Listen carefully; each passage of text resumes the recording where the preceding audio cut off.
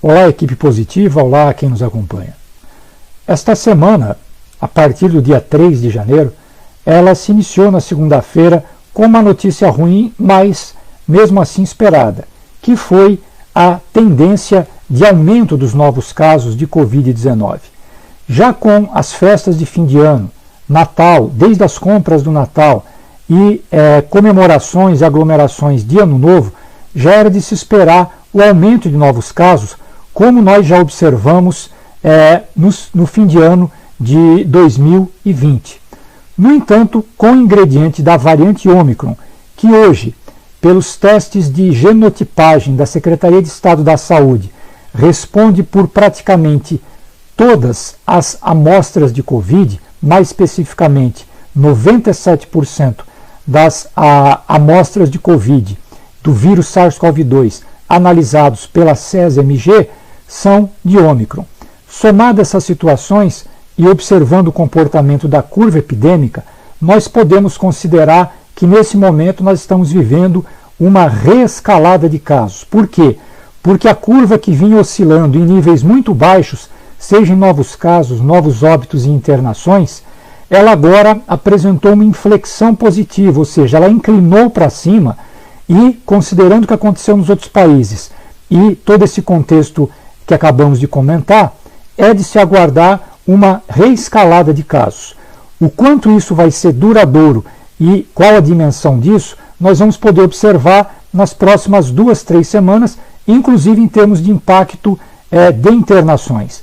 Atualmente, felizmente, nós ainda não temos o reflexo em termos de aumento de óbitos em função do aumento de casos e mesmo internações, nós temos tido ainda um reflexo menor, bem menor do que acontecia antes da vacinação, quando existia uma proporção de internações em relação a casos da ordem de 7%, ou seja, cada 100 casos nós esperávamos 7 internações. Agora, pelos números que ainda são poucos para a gente poder afirmar, mas por essa relação atualmente observada, nós estamos observando e projetando para cada 100 casos 2-3 internações.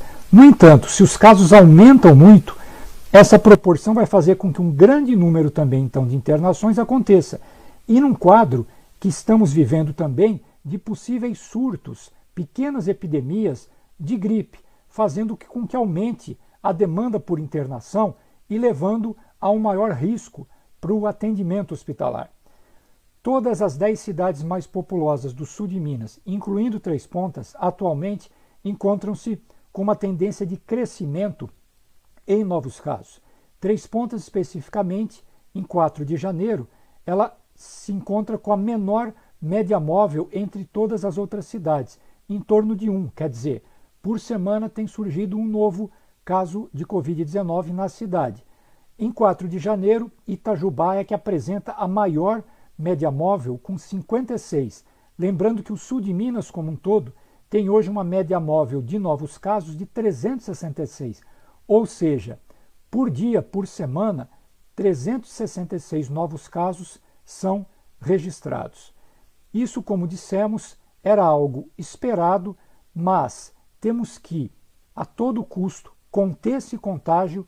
Por quê? Porque a variante Ômicron ela ainda está sendo estudada, aparentemente, seja por suas características, seja especialmente pelas vacinas, ela não estará fazendo tanto estrago como fez a Delta e a Gama, mas nós temos que lembrar que a Ômicron, diferente da Delta e a Gama, variantes anteriores, ela se especializou em escapar do nosso sistema imunológico, mais especificamente das defesas criadas por quem já tomou a vacina, especialmente só as 2 primeiras doses, e quem já teve a doença, ou seja, a variante Ômicron ela tem facilidade de provocar uma reinfecção.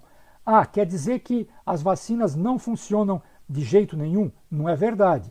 As vacinas vão proteger em algum grau, só que elas protegem menos do que protegiam contra a Delta e contra a Gama.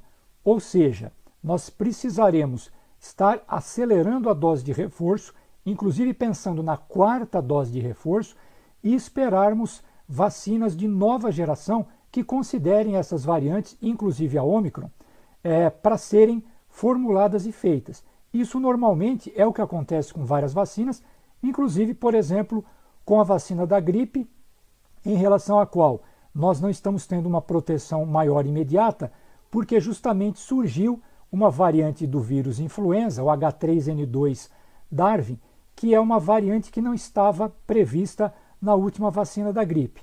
Então, mais do que nunca, nós temos que tomar consciência de que a vacinação tem que andar, se acelerar, ela é a nossa grande arma, mas esta variante Ômicron, ela chega a ser 4 vezes mais transmissível que a Delta, que já era muito preocupante e pior que a Gama. Ou seja, as chamadas medidas não farmacológicas, como o uso correto das máscaras, evitar aglomerações, são fundamentais. Lembrando que a variante Ômicron, ela também tem tido uma facilidade um pouco maior de contagiar as crianças, que mesmo em relação à Covid possam não desenvolver formas muito mais graves, elas ajudam a espalhar essa doença, inclusive para seus avós, suas avós, que são uma população mais vulnerável. É extremamente importante que, sem pânico, mas com muita consciência, a gente mais uma vez tenha clareza de que nós temos que não considerar que vencemos essa pandemia e tomarmos as medidas necessárias e colaborarmos de uma maneira coletiva.